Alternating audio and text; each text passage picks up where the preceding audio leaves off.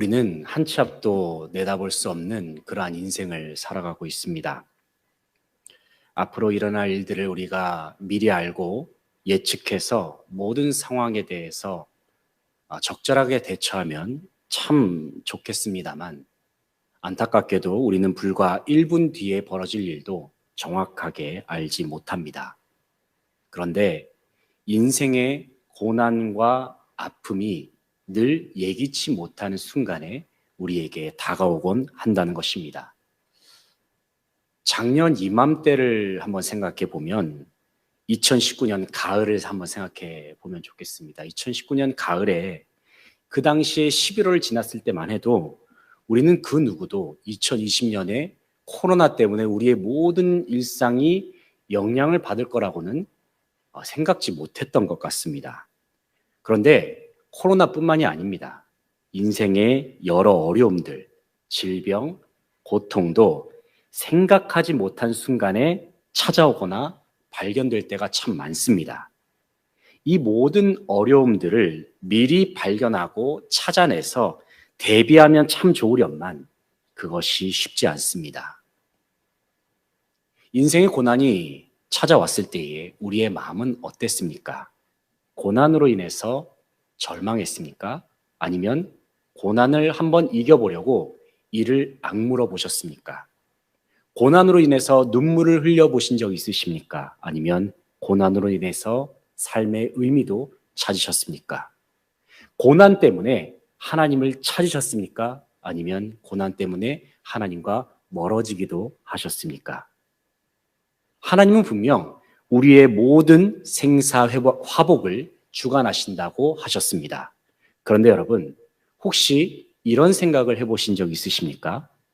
견딜 수 없는 고통의 길을 걷고 있을 때에 왜 하나님은 나에게 이런 시련을 주시는가? 왜 하나님은 나에게 이런 고통을 주시는 걸까? 이러한 원망을 해보신 적은 없으십니까? 하지만 우리가 피조물이기 때문에 피조물인 우리가 창조주이신 하나님을 원망할 권리는 없습니다. 로마서 9장 20절로 21절을 보게 되면 사도 바울이 이렇게 말씀하고 있습니다. 이 사람아, 내가 누구이기에 감히 하나님께 반문하느냐? 지음을 받은 물건이 지은 자에게 어찌 나를 이같이 만들었느냐 말하겠느냐? 토기장이가 진흙 한 덩이로 하나는 귀 있을 그릇을 하나는 천 있을 그릇을 만들 권한이 없느냐 말씀합니다. 이 말씀을 보게 되면 참 어려운 부분입니다. 인생의 어려움이 다가왔을 때에 하나님을 원망하고 싶을 만큼 정말 극심한 고난이 우리에게 다가오는 그러한 힘겨운 때에 도대체 우리는 어떻게 해야 한다는 것입니까? 하지만 여러분, 만약에 그러한 상황이 다가왔을 때에 여러분은 변함없이 하나님을 바라보고 의지할 수 있으십니까? 삶의 어려움으로 힘겨운 시기를 보내는 순간에도 저와 여러분은 변함없이 하나님께 가까이 나아가기를 소망하고 계십니까? 분명한 사실은 우리는 사실 작은 문제조차도 스스로의 힘으로 해결할 수 없다는 사실입니다.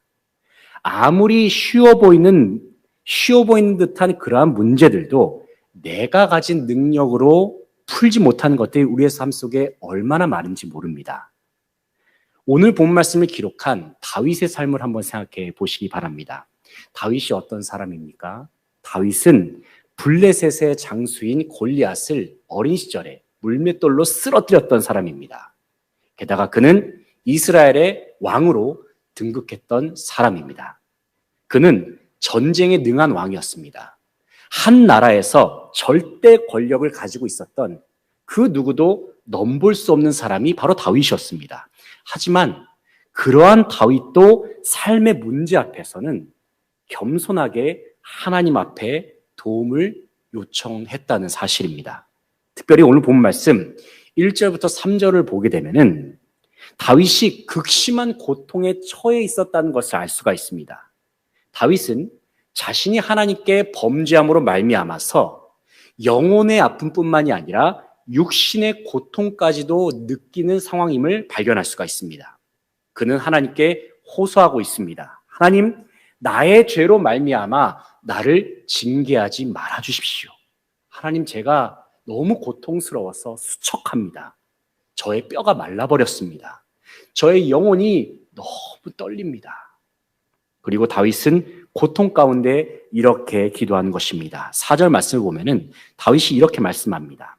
여호와여, 돌아와 나의 영혼을 건지시며 주의 사랑으로 나를 구원하소서. 육신이 고통스럽습니다. 마음이 아픕니다. 영혼이 병들었습니다. 그런데 이러한 순간에 다윗이 하나님께 취했던 행동이 무엇입니까? 바로 기도였습니다. 그런데 그 기도에는 어떠한 내용이 들어있었습니까? 하나님, 나를 구원하여 주십시오. 하나님, 나를 살려주십시오. 바로 하나님의 은혜와 하나님의 긍휼을 구하면서 구원을 요청하는 것, 그것이 바로 다윗의 기도였습니다. 사랑하는 성도 여러분, 다윗이 이처럼 하나님 앞에 구원을 간구할 수 있는 이유가 무엇입니까? 왜냐하면 하나님 밖에는 나를 도울 수 있는 존재가 없기 때문입니다. 오직 하나님만이 내 삶의 문제를 해결하실 수가 있기 때문입니다. 다윗의 기도는 정말 간절했습니다. 그의 기도는 눈물의 기도였습니다. 그런데 6절을 보니까 다윗의 이 눈물이 얼마나 참 많이 흘렸던 눈물이었는가를 6절을 통해서 발견할 수가 있는데, 6절을 보면 이런 표현이 있어요. 내가 탄식함으로 피곤하여 밤마다 눈물로 내 침상을 띄우며 내 요를 적시나이다. 자신이 덮고 있는 이불을 적실 정도의 그러한 눈물을 흘리면서까지 다윗은 정말 절실한 기도로 하나님께 나아갔다는 사실입니다. 사랑하는 성도 여러분, 문제와 어려움으로 인하여 낙심이 될 때에 우리가 해야 할 것은 무엇입니까? 그것은 하나님 앞에 나와서 우는 것입니다. 하나님 앞에 나와서 우는 거예요. 하나님께로 가까이 나와서 눈물을 쏟는 것입니다. 하나님 앞에 나와서 눈물로 부르짖는 것입니다. 왜냐하면 하나님은 주님 앞에서 흘리는 우리의 눈물을 보시고 여러분의 울음소리를 하나님께서는 친히 들으시는 분이시기 때문입니다. 8절에서 9절 말씀을 보게 되면 다윗이 이렇게 고백합니다. 악을 행하는 너희는 다 나를 떠나라. 여호와께서 내 울음소리를 들으셨도다. 여호와께서 내 울음소리를 들으셨다. 9절을 보니까 여호와께서 내 간구를 들으셨으며 여호와께서 내 기도를 받으시리로다 말씀합니다. 사랑하는 성도 여러분, 어떠한 사람이 하나님 앞에서 울 수 있습니까? 어떠한 사람이 하나님 앞에서 눈물을 흘릴 수 있습니까?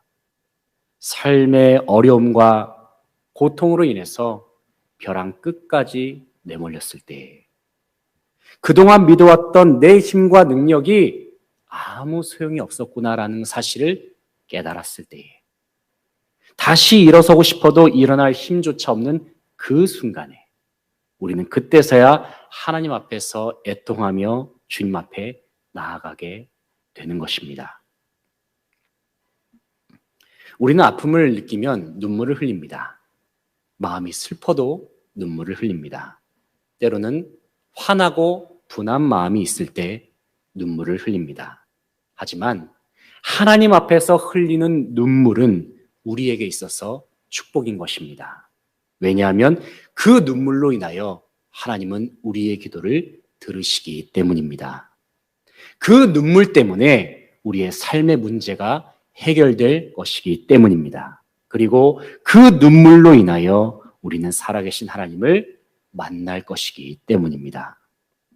하나님은 눈물로 하나님 앞에 나오는 주님의 백성의 기도를 들으십니다. 그리고 하나님은 주님의 자녀들의 눈물의 간구를 들으시고 그 기도에 응답하여 주십니다. 10절에 나오는 다윗의 고백을 보시기 바랍니다. 10절을 한번 같이 읽어보겠습니다.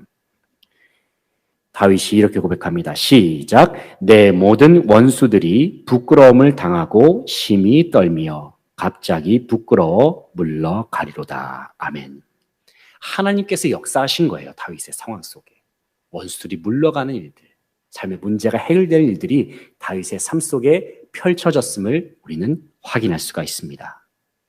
사랑하는 성도 여러분, 하나님께서는 지금도 살아계셔서 하나님의 백성을 위하여 일하시고 주님의 자녀를 대적하는 원수들을 대적하십니다.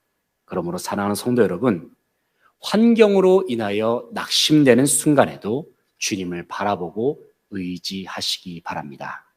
하나님이 여러분을 지키시고 여러분을 보호하시고 여러분과 함께하여 주십니다. 특별히 사랑하는 성도 여러분, 하나님 앞에서의 눈물을 회복할 수 있는 저와 여러분이 되시길 바랍니다. 우리의 눈물이 단순히 아파서 슬퍼서 흘리는 눈물이 아니라 하나님 앞에서 진정 흘릴 수 있는 그러한 눈물이 되기를 소원합니다. 눈물로 주님 앞에 기도하면서 여러분의 마음을 주님 앞에 쏟아놓을 때에 하나님은 그 기도를 들으시고 주님의 놀라운 능력으로 역사하여 주실 것입니다.